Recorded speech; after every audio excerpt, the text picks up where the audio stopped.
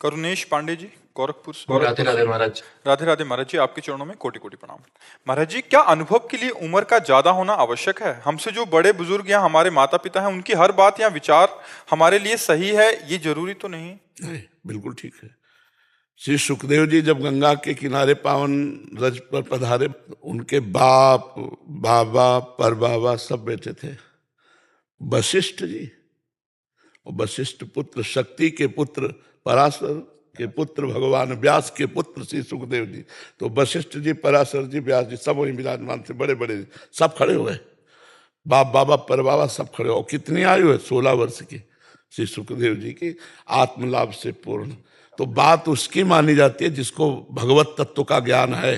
वो चाहे 10 वर्ष का हो तो वो परम पूजनी जगत बंदनी हो जाएगा। वो 80 साल का है, अगर भगवान के भजन में नहीं, शास्त्र ज्ञान नहीं, तो हमारे प्रमाणिक बात नहीं है उसकी। 10 साल वाले की प्रमाणिक बात है, क्योंकि तस्मात् शास्त्रम प्रमाणम।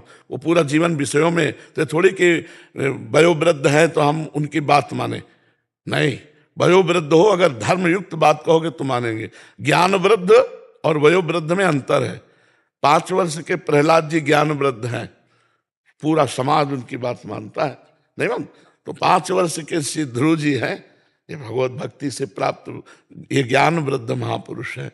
तो हमें देखना है, अवस्था का कोई लेना देना नहीं। विषयों में 80 वर्ष व्यतीत किए तो मूर्ख अज्ञानी बालक के समान है, और 5 वर्ष से भजन कर रहा तो वो अध्यात्म का पथिक है।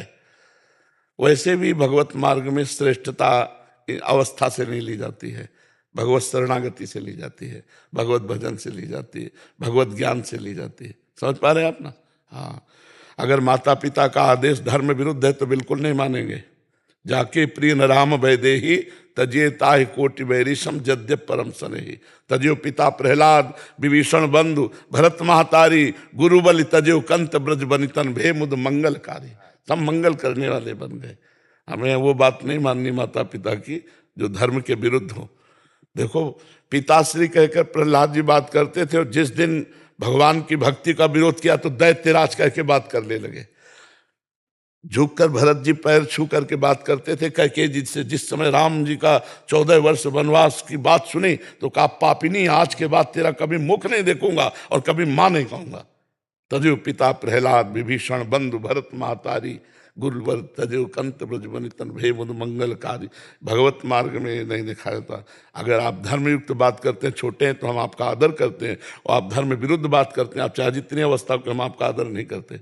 धर्मयुक्त शास्त्रीय बात का आदर है, ठीक है? रमेश चंद्र तिवारी जी। राधे राधे महाराज जी, राधे राधे। महाराज जी, महान संत जब स्थूल शरीर का त्याग करते हैं तो क्या वो जिंदा ही त्याग कर देते हैं? जब थोड़ी त्याग करते हैं। देह मुक्त हुआ ही महान पुरुष कहा जाता है। शरीर में रहते हुए भी शरीर राग का त्यागी, भगवत तत्व का बोध प्राप्त के भगवत अनुरागी, शरीर रहते हुए छूटा। शरीर छूटने के बाद गति साधारण होती है। महात्माओं की गति असाधारण होती है। जीते जी अपने परम पद को प्राप्त कर लेते हैं। मरने के बाद थोड़ी जीते जी सब हो जाता है। समझ में आया बात की नहीं आई? जैसे स्थूल शरीर में प्रवेश करते हैं तो जैसे कभी दर्शन चाहेंगे हम, तो क्या दर्शन देंगे हमको? अब ये दूसरा प्रश्न हुआ ना इसमें, अब ये दूसरी बात उसमें आ गई। अगर आप भगवान की आराधना करके चाहोगे कि हमें उड़िया बाबा के दर्शन हो, तो आप भगवान उड़िया बाबा बन के दर्शन दे देंगे, उड़िया बाबा थोड़ी।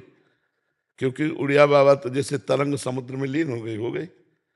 अब वो समुद्र है भगवान। आप सोचो हरि बाबा के रूप में आ जाए तो भगवान हरि बाबा का रूप रखे, जो इच्छा करियो मनमाही प्रभु। तो भगवान दर्शन देंगे, अब भगवान दर्शन देंगे, क्योंकि वो संत भगवान के रूप में लीन हो गए। तो तुम जैसी दृढ़ इच्छा करोगे वैसे भगवान रूप धारण करके, जहां पर जाकर सत्य स्नेहु सोते ही मिले न कछ संदेह। समझ पाए आप जी? राधे राधे महाराज जी। महाराज जी कह रहे हैं कि 26 वर्ष के हैं, ये जर्मनी में अकेले काम करते हैं कैंसर रिसर्च पे। महाराज जी कह रहे हैं कि आपका 2 साल पहले सत्संग सुना और तब से इन्होंने मतलब प्रतिज्ञा किया कि नॉन वेज नहीं खाएंगे, अल्कोहल कंजम्पशन या कोई भी किसी प्रकार का नशा नहीं करेंगे और ब्रह्मचर्य रहेंगे शादी से पहले। बट कह रहे कि वहाँ फॉरेन कल्चर में बहुत से, क्योंकि एकदम वैसी संगति नहीं है, तो सब इनको चिढ़ाते हैं कि ऐसा क्यों कर रहे हो, जिसके कारण मतलब ये इनको बहुत गुस्सा आती है। फिर ये कहते हैं इनकी भक्ति ना छूट जाए क्योंकि संग ही नहीं है वैसा, सब उधर हाँ, प्रेरित करते हम ये हैं। कह रहे हैं कि 90 लोग चोर हैं और एक साहूकारी से चल रहा है, तो 90 चोर उसे चिढ़ा रहे हैं, तो उसको समझना चाहिए ना कि चोरों के 90 के बीच में हम एक सत्य से चलने वाले हैं, तो हमको अपना सत्य नहीं छोड़ना। ये 90 अपने में मिलाना चाहते हैं, उसमें नहीं मिलेंगे। तो हमको, आप इतना समझते हैं कि आप जो मार्ग चल रहे वो सत्य है, अच्छा है, धर्ममय है, सुखमय है, तो हमको चाहिए कि चाहे पूरी दुनिया एक तरफ हो जाए, हमारा उपहास, हमारी निंदा, हमारा अपमान हो, तो भी हम अपना मार्ग नहीं छोड़ेंगे। संसार है, सत्य मार्ग मतलब चढ़ाई, असत्य मार्ग मतलब फिसलना। फिसलना सहज है, चढ़ना कठिन है। आप उस कठिनाई के मार्ग में चल रहे हैं। बड़ी अच्छी बात है कि आप विदेश में रहकर भी ब्रह्मचर्य आदि महान सद्गुणों को धारण करने की इच्छा रखती हैं, तो आप कुसंग में मत फंसिएगा। कोई उपहास करे, करने दो, आप अपने अनुसार चलिएगा। सब भ्रष्ट हो रहे हैं तो ये जरूरी थोड़ी कि हम भी भ्रष्ट हो जाएं तो हमारा उपहास नहीं होगा, ऐसा नहीं। तो उपहास करो, गाली दो, लेकिन हम अपने सत्य पे चलेंगे। बहुत उत्तम बात है कि आप विदेश में रह करके इन बातों को, कि हम मांस नहीं खाएंगे, शराब नहीं पिएंगे, व्यभिचार नहीं करेंगे, तो बहुत धन्यवाद, बहुत धन्यवाद कि आप कुसंग है एक तरह से। विदेश का मतलब कुसंग, कुसंग में रह करके भी और सत्संग को धारण करना तो बहुत बड़ी बात है। जैसे लंका में रहकर विभीषण भक्ति करते थे, ऐसे समझो, क्योंकि हर व्यक्ति वहां विलासिता में है। विलासिता में रहकर वैराग्यपूर्ण रहना बड़ा संयम का विषय है। भगवान की बड़ी कृपा है आपके ऊपर, आप अपने मार्ग में चलिए। ऐसे पुरुषों का उपहास तुम्हारा कुछ नहीं बिगाड़ सकता।